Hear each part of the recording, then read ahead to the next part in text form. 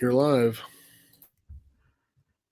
What's going on, ladies and gentlemen? Welcome to the shop. Welcome to the show. Welcome to the Dynasty Diagnostic podcast with myself, Eitan Mosier, and my partner in crime, Mr. Sam Lane. You can find me on Twitter at ETAN Mosier. Go ahead and follow Sam at FF Stompy. What's going on, man? I've been sick for 2 weeks. I'm sure people are tired of hearing me bitch about being sick. So we'll move on from there. Glad to be back talking fantasy football. Hey man, I share a lot of that with you. It's been a rough couple of weeks here as well, but hopefully I'm gonna get through it. It's like right when the weather starts to change, that's when I get like my worst during the whole course of the year. Yeah, you're on the West Coast though, so you probably have coronavirus. I mean, we are near the major metropolitan cities, so could happen. Could definitely happen. Man, it has been fun couple of weeks since the Super Bowl. Everybody's kind of looking towards 2020 now. We're officially in the middle of the offseason program. Not necessarily for these teams, but in terms of being a dynasty owner that is forward thinking, you should already be making moves for next year. And we're going to start off on that point. There's a lot of talk about players to target. There's a lot of talk about the rookies that you should be looking at this year. But I think something that often goes overlooked when discussing dynasty teams is actually the why behind the what that you do.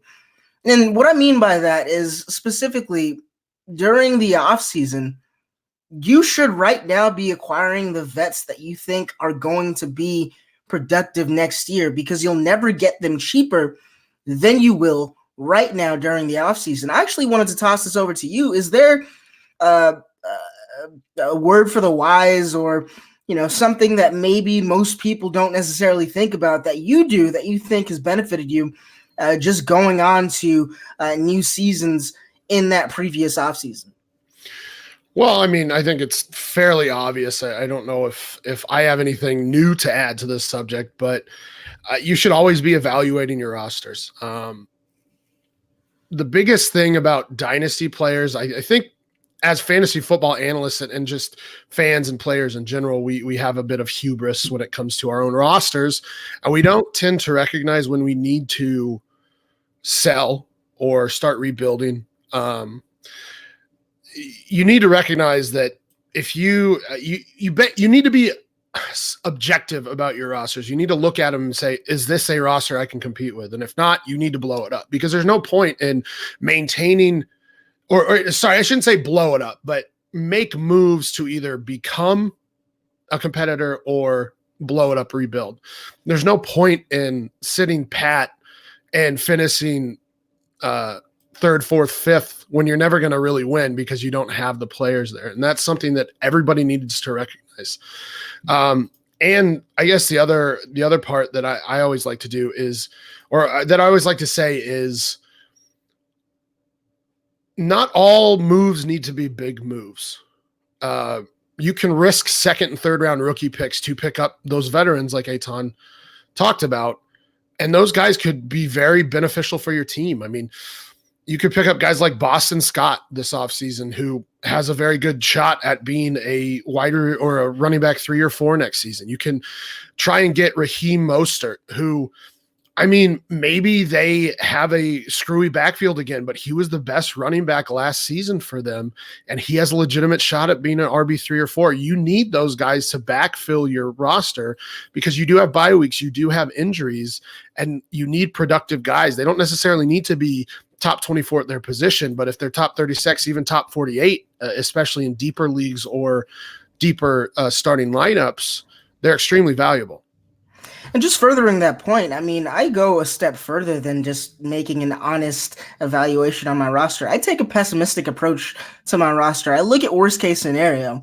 What happens if, maybe not necessarily predicting injuries, because that's something that's kind of hard to do, but this guy is 2-3 standard deviations from where he was last season. is that still an effective part of my team? And if that answer is yes, then great. Keep going, move forward. There's nothing that you should be focusing on right now. But if that answer is no, and if something, or if one guy misses time, or if one guy has an off season, then your entire team is set to crumble, then that's something that you need to be wary of before the rookie draft right now when you acquire veterans at their cheapest price.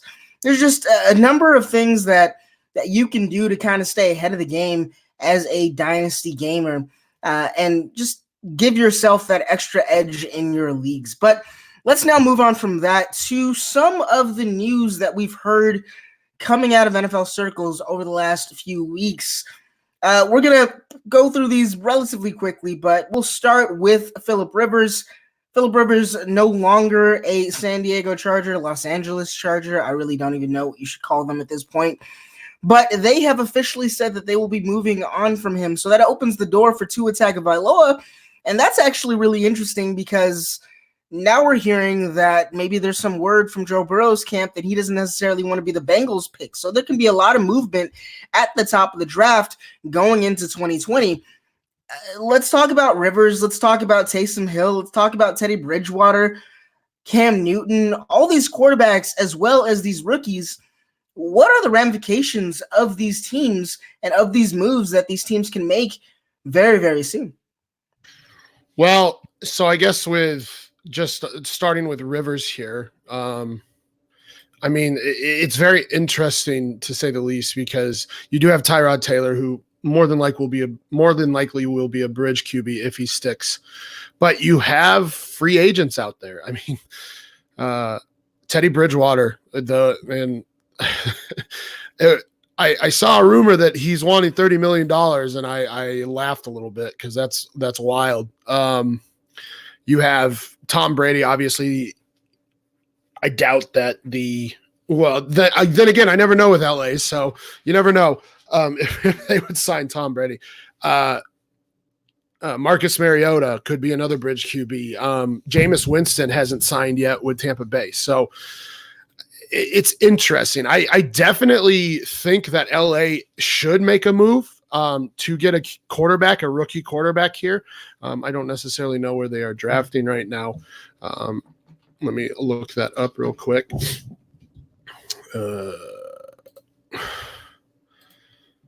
As I'm not finding it because nobody wants to give me a good website without ads. There's Jesse Reeves when you need him. Looks like the Chargers are picking. Yeah, they're the sixth. Oh, I mean, when you look at who's ahead of them, I mean, there's rumors that Detroit wants to move up. There's been Matt Stafford trade rumors, which is absolutely crazy. It's ridiculous. New York Giants are set. The Bengals definitely need a QB. The Dolphins is an interesting one here because they could go multiple ways. They could keep Ryan Fitzpatrick for one more year and tank for Trevor, since Tua doesn't seem to be. It seems to be falling to draft boards, but we see Justin Herbert. Jalen Hurd is another name that should be going earlier because of the success of running QBs. So yeah, Jalen Hurts has been getting some quality analysts actually giving him some time of day, saying that he could potentially go higher than most think. So, I mean, there are some good QBs in this class. So I would not be surprised to see them go with a quarterback with their sixth pick. In terms of some of the other issues around quarterbacks, I mean, I guess I'm tired. I don't even know how to feel about Joe Burrow's news because, I mean, you and I are fans of the Denver Broncos. We are the legend that is John Elway obviously got his way out of Baltimore. Eli Manning got his way out of Los Angeles or in San Diego at the time. I get like, let's empower the players, but at the same time, it's like you kind of got to go where you're picked and let's not be that diva. So I don't really know how to feel about that. But on that issue with Cincinnati, I mean, who do they go with? I mean, is there anybody else that you would feel is better at that first pick? In terms of quarterback, I don't think so. I mean, Herbert, I mean, you could take a shot on Tua, but he's not going to play for a year, so you need a bridge there. Herbert's not good enough to go that early. So what do you do there? Do you trade back as the Cincinnati Bengals? And then what does that mean for guys like Tyler Boyd, John Ross? I think Joe Mixon will be fine because of how he played last year. But what happens with AJ Green? Those are questions that need to be asked here. Like, does that greatly affect those skill positions for Cincinnati and their fantasy value? Yeah, and I think one of the big things that you kind of need to pay attention to as well is you mentioned AJ Green specifically. AJ Green has made every indication that he's coming back to Cincinnati.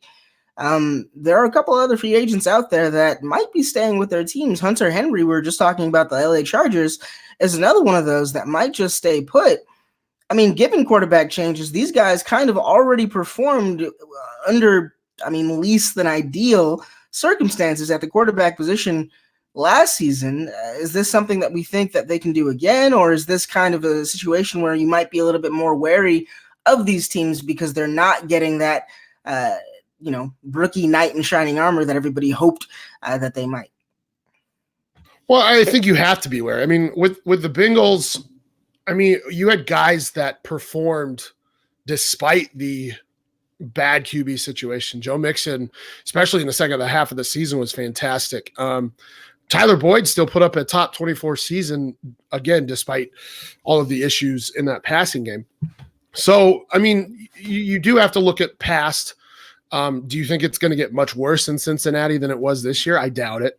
You could sign somebody like Marcus Mariota. I would think that they would maybe throw money at like somebody like Case Keenum until they can get the quarterback that they want.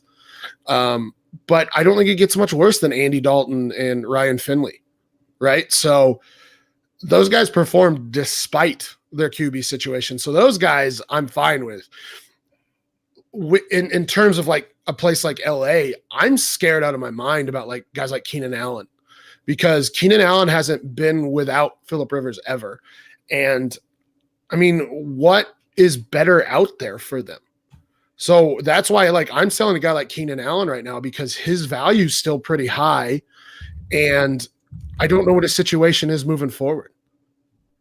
Yeah, and also I think age starts to become a factor as well. He's not old by any means, but he is definitely smack dab in the middle of his prime, if not at the tail end of it.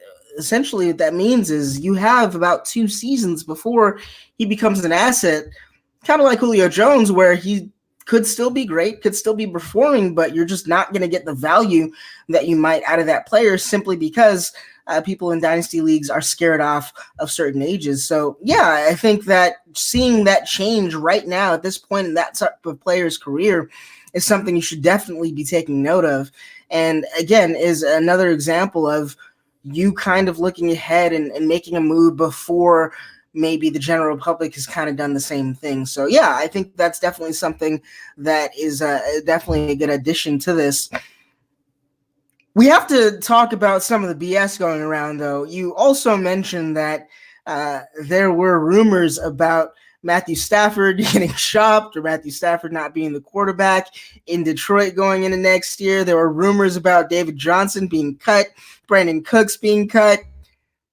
Guys, money still matters. Money's still a factor in the NFL. And if you want to actually make intelligent conversations surrounding these guys, I think you need to understand where the team is coming from. And where the team is coming from is the contract and the dead cap of all of these. David Johnson, for example, David Johnson's not going to be cut. Why? Because he costs Arizona money if he's cut over the next 2 seasons. Todd Gurley's not going to be cut. Why? Because he costs Los Angeles money if that happens over the next couple of seasons. Matthew Stafford had one of the best seasons as a passer last season in the NFL before he got injured. Like, people completely forget about that because they're so hyped up on these rookies. I think there's going to be a lot less change than we might be hearing in the Twitter sphere right now, just because everyone's so excited about potentially what could happen. But I do think that this year, unlike other years, we're going to see at least a big impact of the QB carousel really going around in full effect just because of all the open jobs that are available. That's not something that we generally see.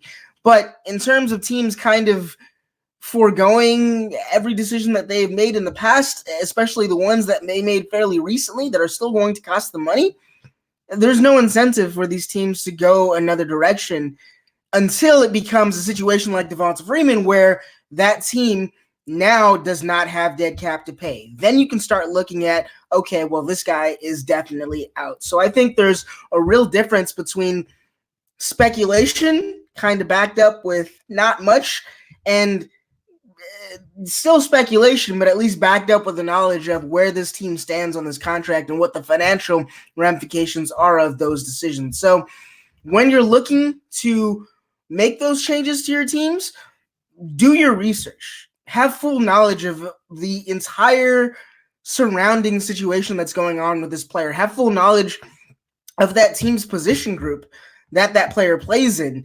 And if there's a replacement on the team, or if they would have to go out in the draft, if they have the capital to get somebody that's going to be an impact player in that particular form, I think there's a lot that you can kind of take in that will give you a little bit more ammo when it comes to discussing in trade negotiations, and when it comes to kind of deciding what you were saying before, when to hold and when to fold. Listen, I'm not going to give Steve Keim credit here. I could definitely see him cutting David Johnson just to get out from under the contract, or trade him and eat part of the contract. They could trade him and eat part of the contract, but if they cut him, they're paying for it. That's why it was such a surprise when it came out, was they're going to pay $2 million more towards the dead cap than they would actually paying him. Now, that doesn't take away the fact that I don't think anybody should like David Johnson's situation right now. They likely bring back Kenyon Drake, which is, if they do that, like I don't know what to tell you. That's batshit crazy, because you're already paying running back big money. You have a rookie backup who has proven to be talented, and you're going to bring back another guy for probably another $8+ million a year. Again, can't give Steve Keim credit because that dude's an idiot, but it's a valid point. I mean, you absolutely, and I think that's kind of an underappreciated or undervalued part of fantasy football that a lot of owners don't take a look at, is look at their contracts. I mean, you can start to buy guys in the offseason, but like a season ahead of when they either can be cut or they're a free agent. And people just don't pay attention to that. And that is something that you can use to get ahead, to get a leg up on your leagues. All right, so let's move into our next topic. Big Ben is apparently 100% back in 2020. We've heard from Mike Tomlin, him come out and say that he has no concerns over Big Ben playing in 2020. Obviously, that team kind of has no other options because of their lack of first-round picks. Do we think that is a whole new world for Juju? Do we think that that's a whole new world for every other one of those receivers? And, is there hope for James Conner coming back and possibly a more productive offense and just staying healthy this year? No to Conner. I do think that his workload will drop. We saw Benny Snell be effective. We saw Samuels be effective. So Conner, the thing is, he's kind of in limbo right now. Where is what's his value right now? And is it dipped because of the injuries, or is it up because he's still been very effective when he's on the field? So that's one of those that you might just have to hold Conner, because I still think he's going to be good. He's still going to be a top 24 running back, but I would not expect what you got out of him in 2018 or even early in 2019. In terms of Juju, I would be buying everything right now, because I believe his value has dipped, which is absolutely crazy considering that he's 22 years old, going on 23. Already has 2 top 24 finishes, including a top 10 wide receiver finish. And he was actually on pace last season to be the wide receiver 17 with Ben in the lineup. And now that's a small sample size, 2 games, but his first few games, he was fine. But without Ben, and that's another situation, another QB situation that sucked. And you should be looking at some of those players that actually did produce. But without Ben, Juju was the wide receiver 46 last season. And including 2019 and 2018 in games without Ben, he's the wide receiver 40 and he's the wide receiver 8 with Ben. So, I mean, it's hard to produce with the quarterbacks that you have, with Duck throwing ducks and Mason Rudolph doing whatever the hell he did. And that's, we're not going to get into all of the controversy around him. But yeah, I mean, Juju's due to bounce back. Again, he's only 23. He should be a top 5 dynasty wide receiver right now because of his age, because of how he finished in his first 2 seasons. And things got thrown for a loop last season. I think things will return to normal. And I expect him to be at least a top 16 wide receiver next season. So you should be buying Juju. Another one, Deontay Johnson actually produced very well for his situation, especially as a rookie. And I saw a tweet, I believe, from Derek Brown today that was talking about Deontay Johnson's production last season. His target quality was 87th in the league. And he was extremely good versus all coverages. So that's another guy that you should be buying because he looks like he can step into that wide receiver 2 role. And with Ben back, that's extremely valuable. That role has been productive in Pittsburgh as long as Big Ben Roethlisberger has been the quarterback for the last few seasons. So I can definitely see where there is some kind of room to be a little aggressive in trying to acquire those guys. But let's talk about maybe the veterans receiver that went under the radar. Last season was Allen Robinson. I feel like there were a few people that were on him, and those people were well rewarded despite Mitch Bortles. But is there a guy like Allen Robinson that people should be looking at differently this season, going into next season, that maybe they're soured on because of injury, they soured on for this, that, and the other reason? I mean, Marvin Jones kind of qualifies for this pretty much year in, year out, but is there somebody else who really might be that guy to get their bump back in value going into next season after a good season? I have to believe that OBJ will bounce back. I mean, that's a little the high end, but his value dropped like crazy. And I have to believe that he is going to bounce back with another year with Baker, with a better play caller, a better coach. So I really think that OBJ will bounce back, be he'll put up another top 10 season. Michael Gallup is one that I think everybody should be buying because he's the wide receiver 2 in a pass attack that stepped up last year, and best pass attack in the league last year. And with Mike McCarthy there, and yes, I got it right this time. I got it wrong last week for some reason on Superflex Super Show, but Mike McCarthy is there. We know what he was like with Aaron Rodgers. Obviously, we can't say Dak is Aaron Rodgers. I mean, that's sacrilegious, but you're going to see more passing, I believe, from Dak. And he was extremely efficient last season. I believe he had the highest adjusted completion percentage in the league. So Michael Gallup being the wide receiver 2 there. Amari Cooper hasn't been signed yet, so he could very easily step up and be the wide receiver 1. He did have some drop issues last season, but he showed out in several games, and I just think that he took that step forward, and I think he can step into a larger role next season.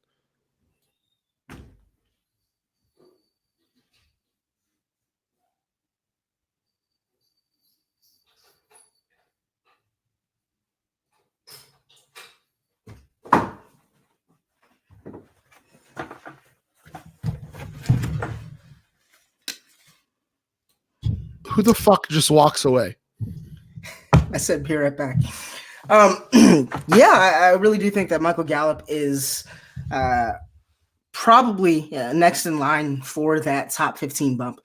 I kind of think he can be the Tyler Lockett of this year just because he's a wide receiver 2 that might be a wide receiver 1. I mean, if Dallas is stupid enough to make him a wide receiver 1. If that happens, all bets are off. But even as a wide receiver 2, he was extremely productive in his second season. And we kind of saw that he could be productive in that first season with just the sheer amount of attempts that he was getting deep.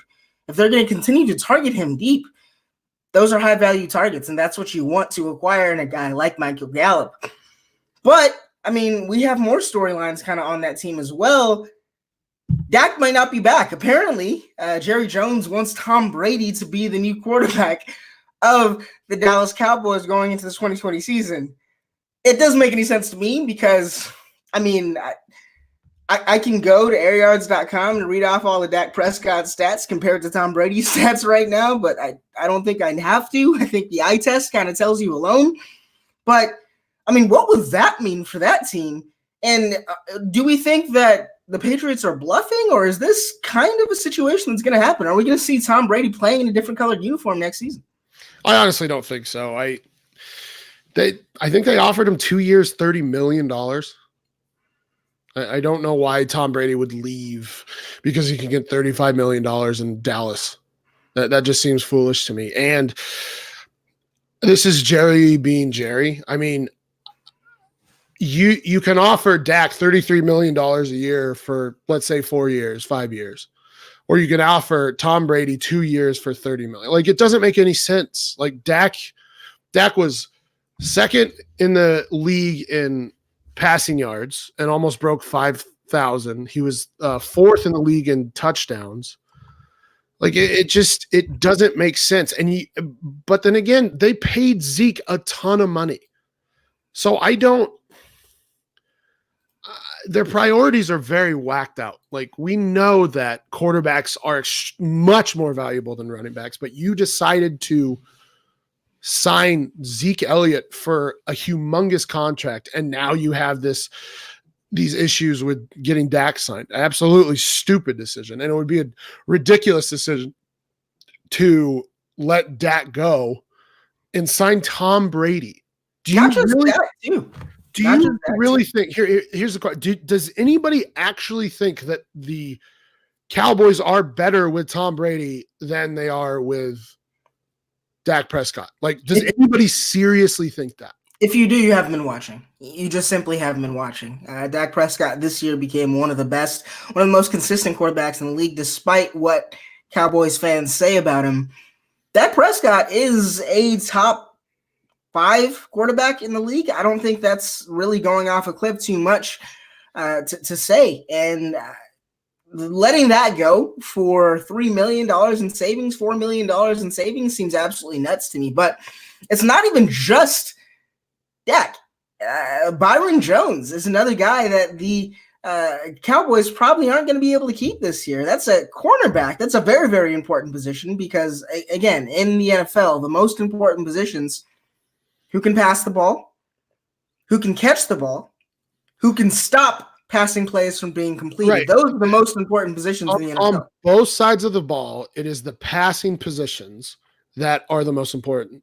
I mean, you either need a dominant defense that stops the pass, or you need a dominant offense that passes the ball like crazy.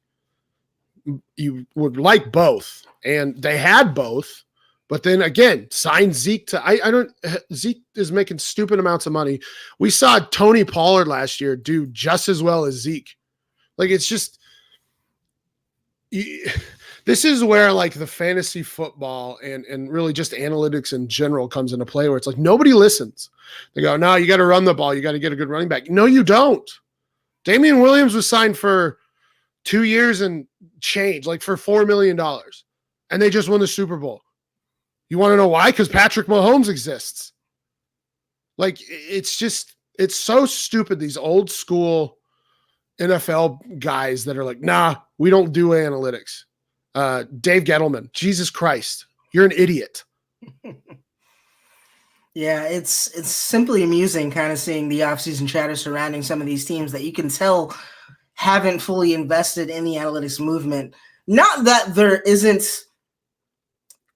I guess, knowledge to be gained from actually playing the sport and from being in that situation, being able to draw on experience. I'm not trying to discount that, but you also have to understand that, I mean, there are things that are proven. EPA, run play versus pass play, the higher EPA is going to be a pass play nearly every single time. So it's simple things like that that kind of give you some pause when it comes to some of these teams that are maybe dragging their feet just a little bit. But going back to Dallas, yeah, I think if anything, regardless of who's starting at quarterback next year, that's going to be a very, very high-powered offense because that's going to be a defense that's going to be losing a major piece in Byron Jones. And it's not like Dallas had a great secondary to begin with. So this can be a situation where we see a lot of shootouts. And in that division, that's kind of the norm. We saw the same thing in Philadelphia. I do think that there's going to be a lot of points scored. You're going to want a lot of guys in that particular division.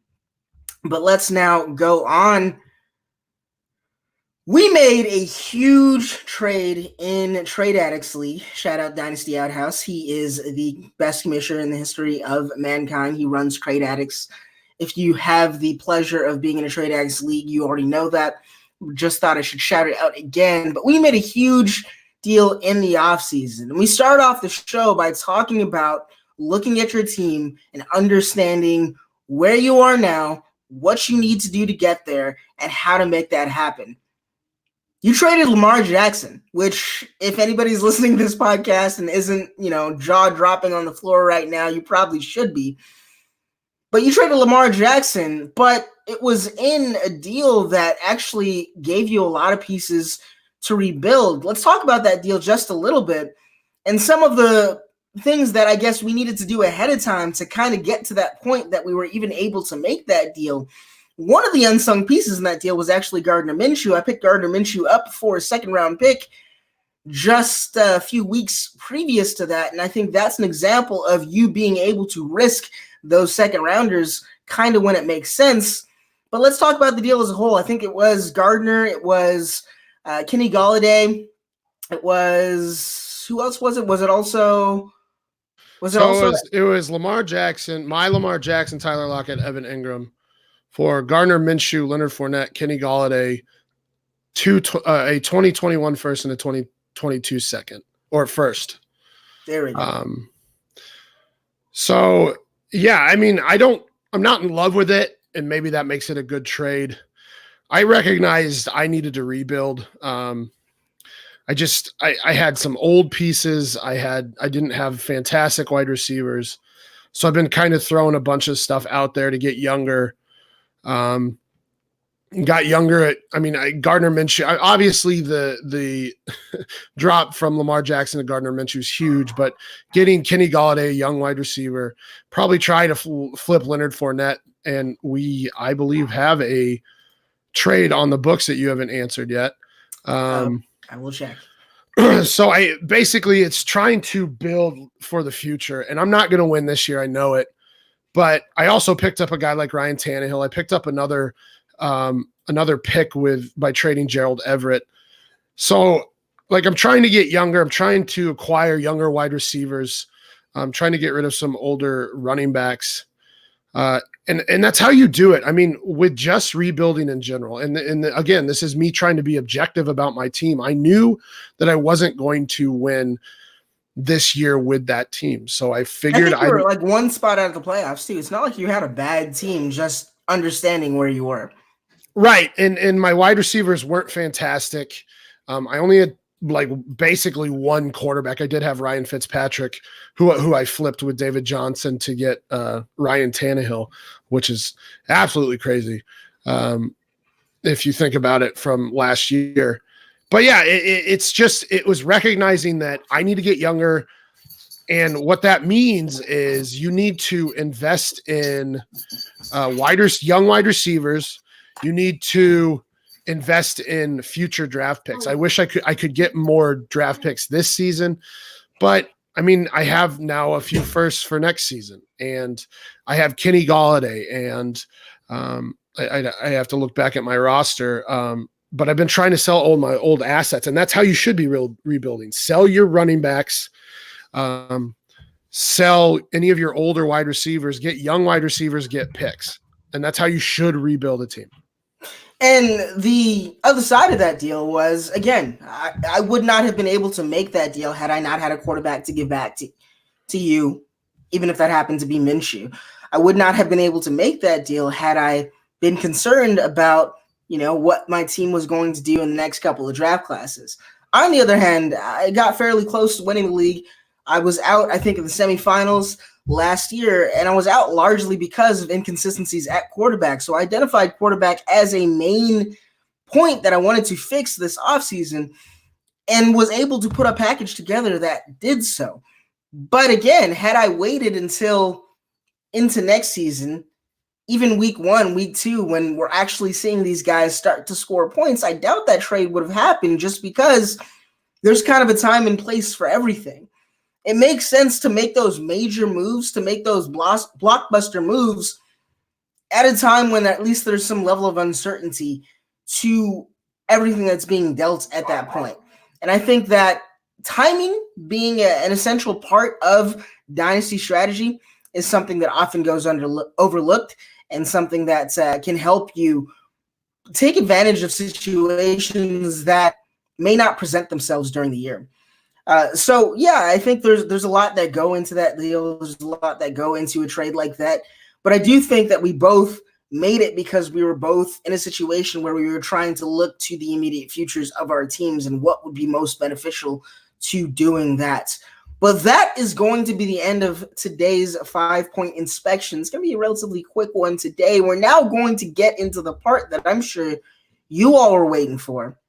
We're going to plug in the analyzer and get to this week's Dynasty Diagnostic.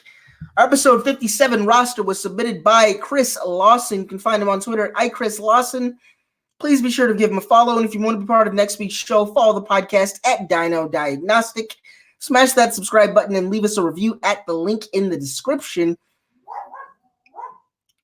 This is a 12-team point per reception Superflex start, 1 quarterback, 2 running backs, 3 wide receivers, 1 tight end, 2 flex, and 1 Superflex roster. At quarterback, we have Lamar Jackson, Ryan Tannehill, Jacoby Brissett, Nick Foles, and Jeff Driscoll. At quarterback, Lamar Jackson, Ryan Tannehill, I think those are decent quarterbacks to start. I think you're relatively good at that spot, but I do think that you need 3 quarterbacks. Having Brissett behind that, I think, is decent. But with the just sheer amount of free agent quarterbacks out there, I do have some concern about Brissett and Foles on this roster. Foles, especially because of the presence of Minshew. Is there something that you'd be doing to this quarterback room to improve this team, or do you think this is kind of one of those situations where it's not great, it's not bad, you try to win somewhere else, just make sure you don't lose at the quarterback position? Honestly, I actually this is how I would build my quarterback room. I usually try and ride 3 deep. Brissett is a starting quarterback right now. I don't think that the Colts are looking to change that anytime soon. Again, those free agents, there's not really one that sticks out where it's like, yeah, I would sign that guy when we have Brissett signed for how many more years. So yeah, I'm fine with it. I mean, Foles, you probably need to keep Foles. Driscoll's droppable. I don't think Foles wins that job this year. I do think it's Gardner Minshew. So Lamar and Tannehill, here's the thing. I think Tannehill is one of the guys that I'm aiming for this offseason. I still think he's getting disrespected, and people should be skeptical. I mean, he basically put and I can't remember when he started, when he actually started to, or when he was a starter, but it's only a handful of games really above what we saw of him in his previous seasons. Now, that could have been Adam Gase. It could have been just the whole offense in general. But, I mean, Ryan Tannehill looked phenomenal at the end of the season. I mean, he got them into the playoffs. Basically from week 7 on, he had 1 game below double-digit fantasy points. He had 2 games below 18 fantasy points. He was running the ball. He was throwing the ball well. He was extremely accurate. And I think he's found a system where he's going to excel, where they're not going to ask him to throw the ball 30 plus times, but he can be efficient in those. And you have yak guys all over the place. Jonnu Smith, Derrick Henry, AJ Brown. So I think he's poised to excel next year. And I think he's a top 10 quarterback next year as well. So he's a guy that I've been aiming for. So these top 2 guys, I mean, unless Lamar Jackson gets hurt, he's going to finish in the top 3 again. You're sitting pretty. And then Brissett is going to be a good spot start when he's needed.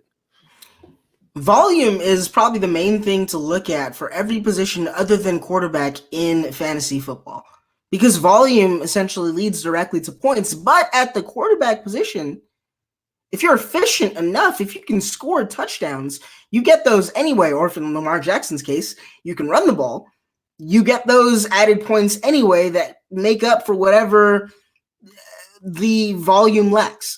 So I do think that everything you said about Ryan Tannehill being poised to be in a good spot again next year, I think is very, very true to form. I also think that the Tennessee Titans would be stupid to change anything this year. I think they're going to sign Ryan Tannehill. I think they're going to sign Derrick Henry, and they're just going to kind of keep the train rolling. And I think that really benefits both players. So yes, I would completely agree with you on that point.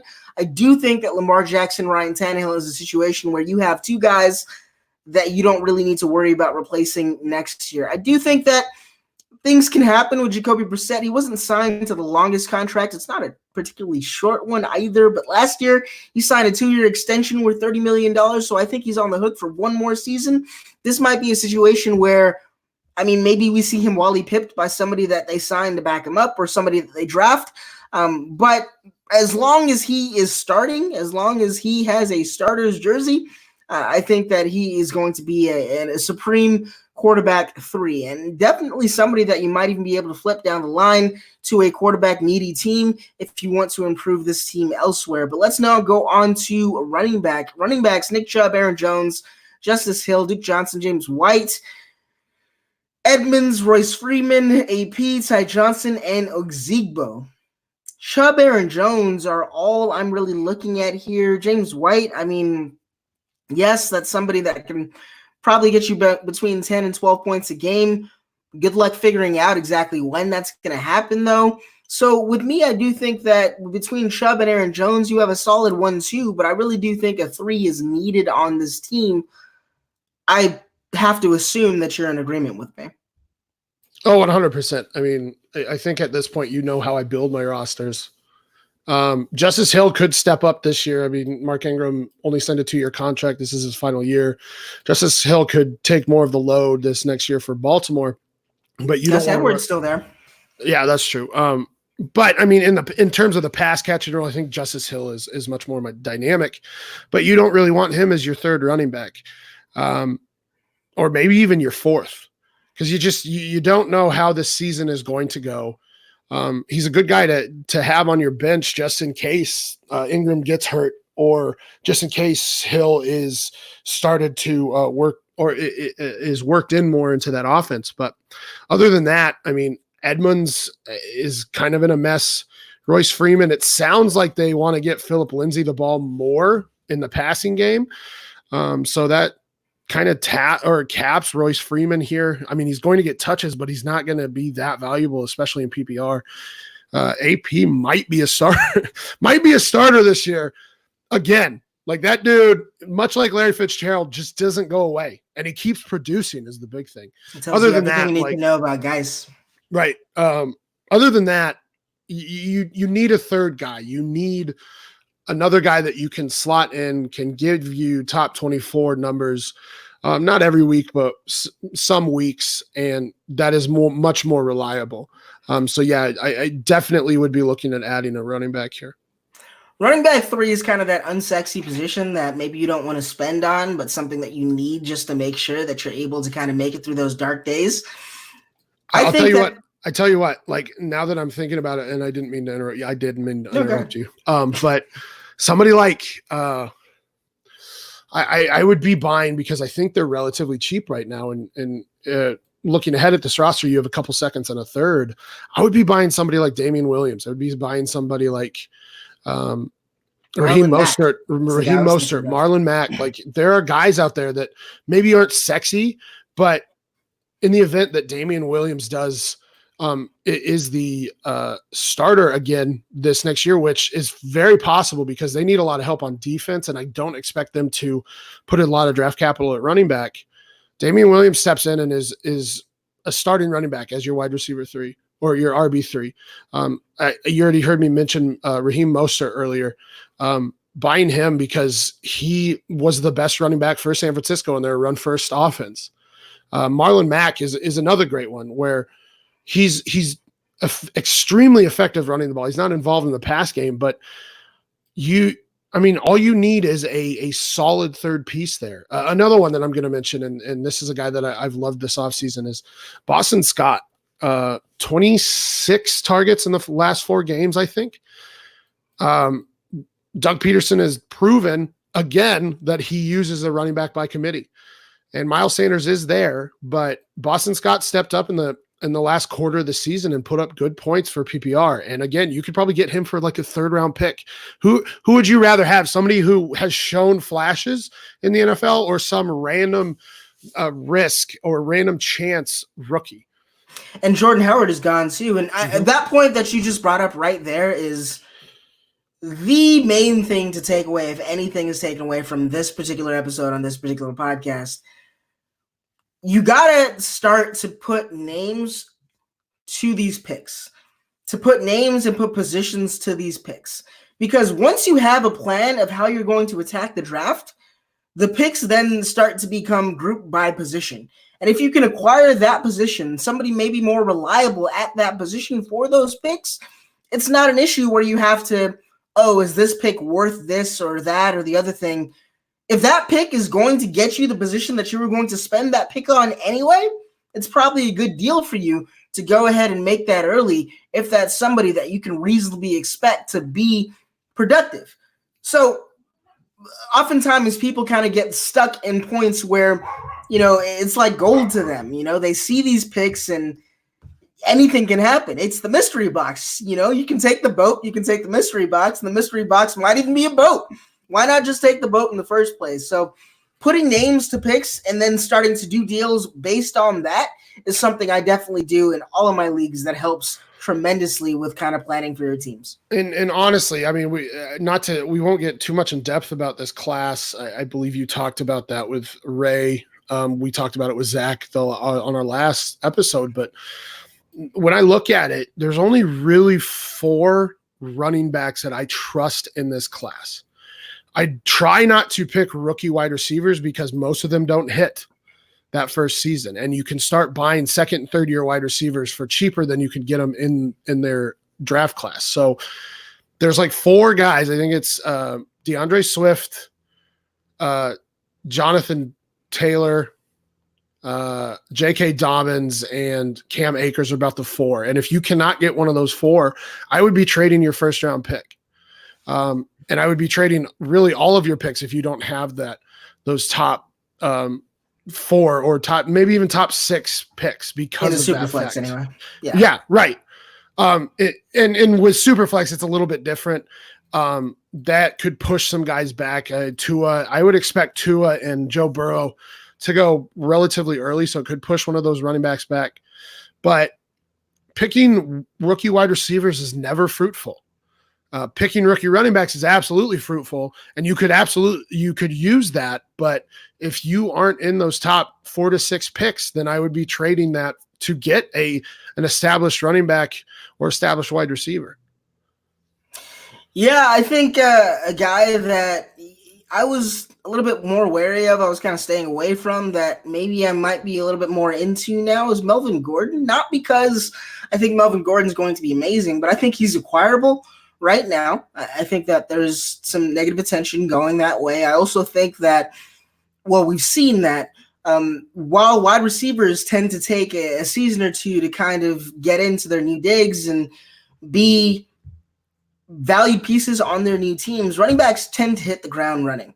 So I think for a season or two, Melvin Gordon could be a buy that's relatively inexpensive right now. That might just be that RB11, RB12 that you need to kind of get you over the line in next season.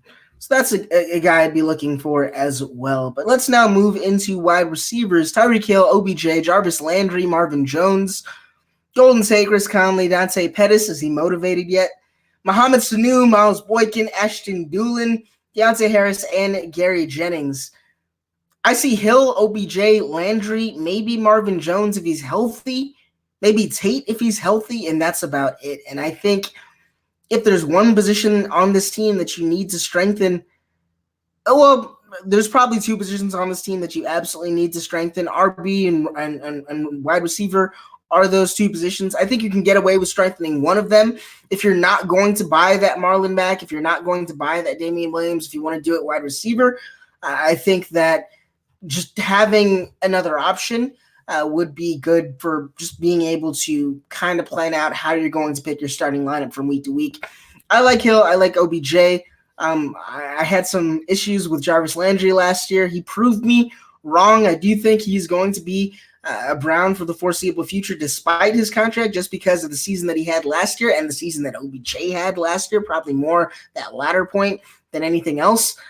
But beyond that, I do think that something else is needed here at wide receiver. I think there's a number of young wide receivers that aren't really getting any respect right now. I think Marquise Brown is one of them. I think he's a guy that everybody is scared of because of the injuries.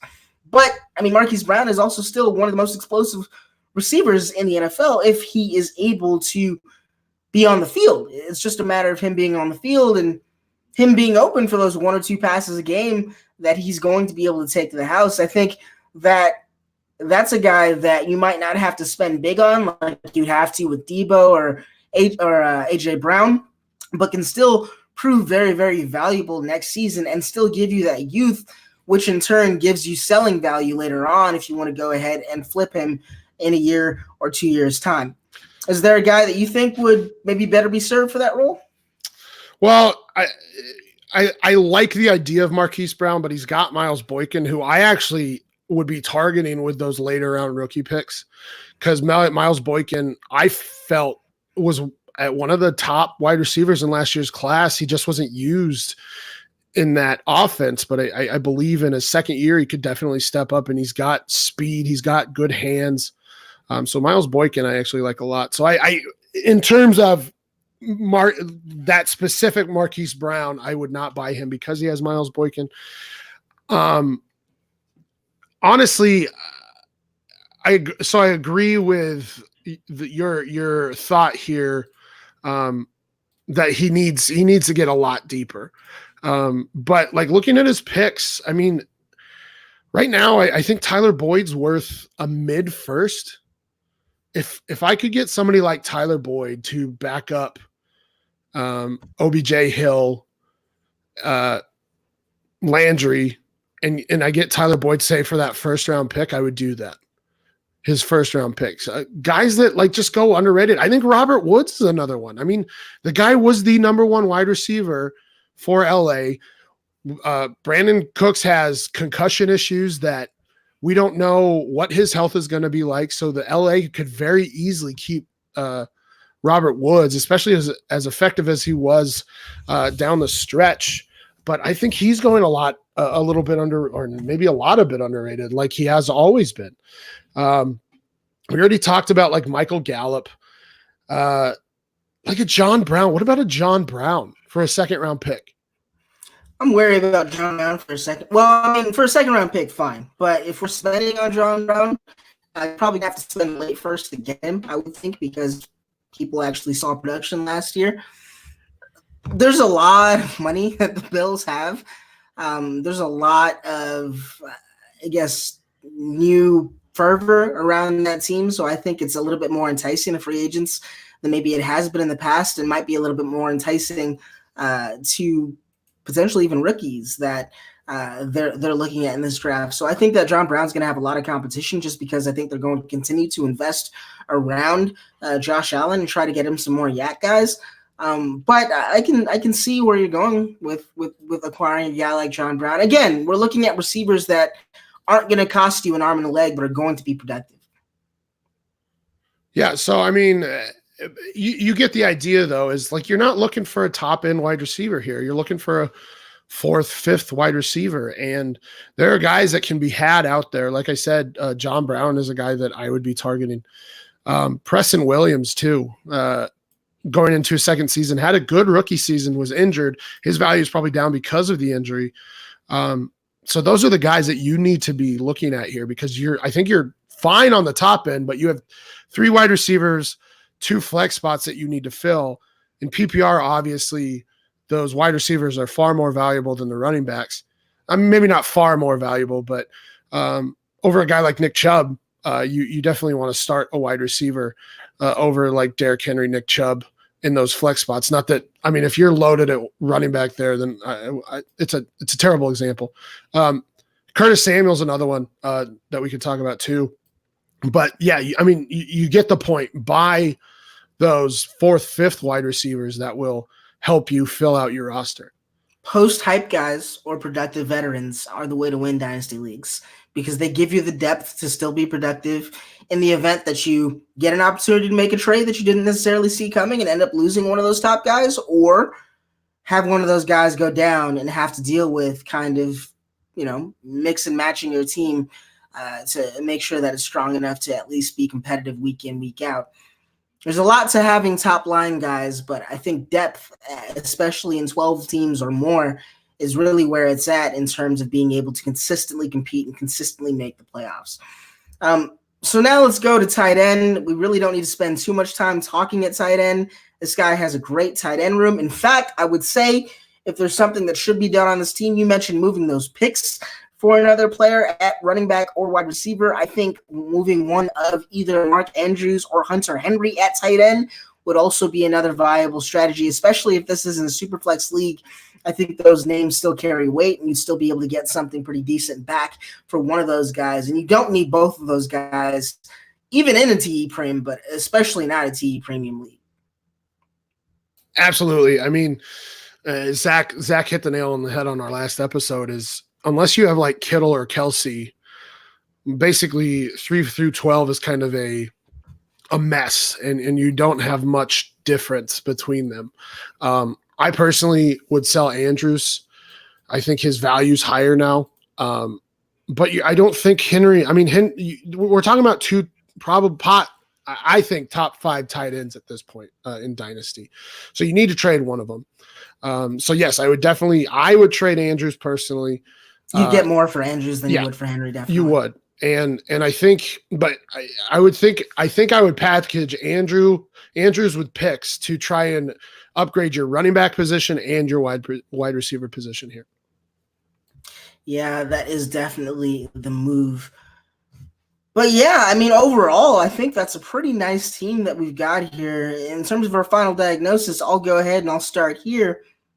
I mean, this is humming. This is I would say like a vintage Thunderbird. Like, you hear it coming. You still have that big engine. You still have those really, really, I guess, positive signs in terms of the power that this automobile still has for you. You have Lamar, who is definitely a plus against every other quarterback in the league, not named Patrick Mahomes, and even was better than Mahomes this season because of some of the injury worries. Chubb and Aaron Jones as frontline starters, I don't think are going to be beaten in this league.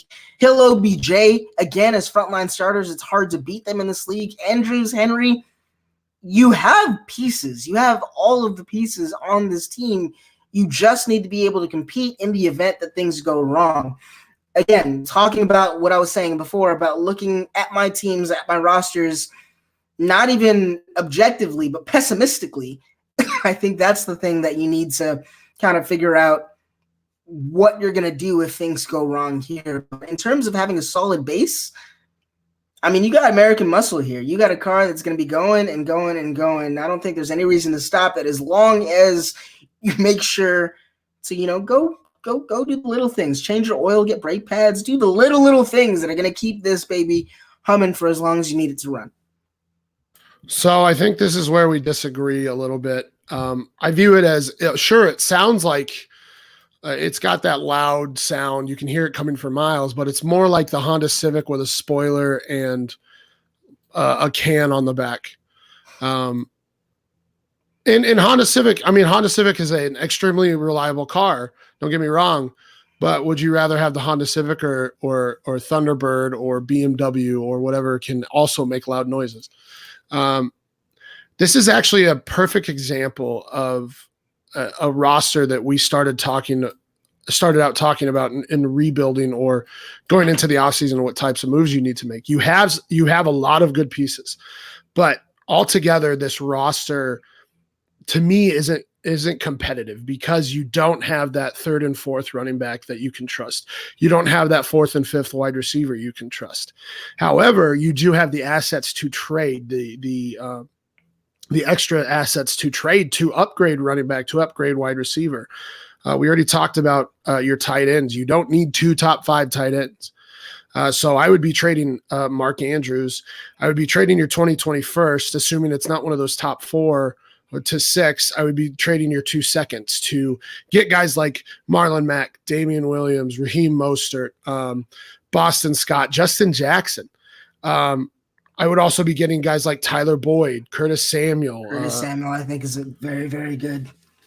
To get those 3rd, 4th, 5th wide receivers, and then you would feel good about it. So this is not a rebuild team to me because of all the pieces you have. This is a make moves to compete this year. This is a team you should be selling picks on. Right. I think that's kind of where we're at with this. Another one that I just thought of, AJ Green. Yes, he's 31. He's coming off of injuries, but when he was on the field not this last season, but the previous season, he was a wide receiver, probably a top 5 wide receiver. In line for the franchise tag. And if he comes back and he is the same AJ Green, just maybe a little bit older and slower, you're still looking at probably a top 16 wide receiver. So these are the moves you need to be making. Is they don't have to be big moves. And I have to reiterate that. Running back 3, 4, wide receiver 4 or 5 are all extremely valuable to a dynasty team because guess what? Injuries happen and bye weeks happen. And we might even have 2 bye weeks at some point in the near future. But that means that you need to sell those assets, sell that first, sell the 2 seconds, sell Andrews, upgrade your wide receivers, upgrade your running backs and the backup wide receivers, backup running backs. And then I think you're there to compete. So it's basically, let's just sell the piece of junk and buy a brand new muscle car. I like how we disagree on this one, but I do think that we both kind of have the same mindset that maybe we'd go about it a little bit differently, but I think the end goal is the same. This is a nice team. It still needs some pieces. I think we're almost there, but not quite yet. But that is going to be it for today. Please make sure you follow your head technicians, myself, Eitan Mozia on Twitter. You can follow Sam at FF Stompy. Also, please be sure to go to the Dynasty Diagnostic podcast feed on iTunes. Give us a 5-star rating.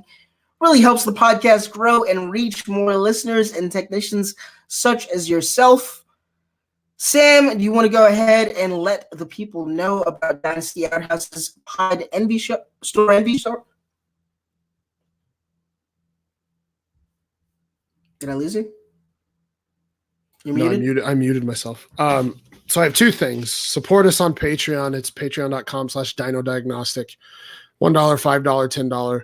Whatever you can give us, that'd be great. We're not needy by any means, but it's definitely nice to have people support us. And basically, we're just making enough money to put this out mostly every week. So patreon.com/Dino Diagnostic. You can get things like shirts. You get a private chat with all of the other patrons, stuff like that. And then go to storeenvy.com and search FF Pod Shirts. That is Dynasty Outhouse's shirt store. Has Trade Addicts merch in there, has Superflex Super Show merch, has our merch. We have 2 shirts and I believe a sticker in there. And 10% goes to Fantasy Cares. So not only are you supporting us, but you are supporting a fantastic charity. So yeah, that's storeenvy.com and search FF Pod Shirts. All right. So you've heard it, ladies and gentlemen. You've heard all we have to say today. Thank you for tuning in. Thank you for making it to the Dynasty Diagnostic Service Center. Please be sure to keep up with your scheduled maintenance and catch us next time to ensure quality performance. See you on your next visit.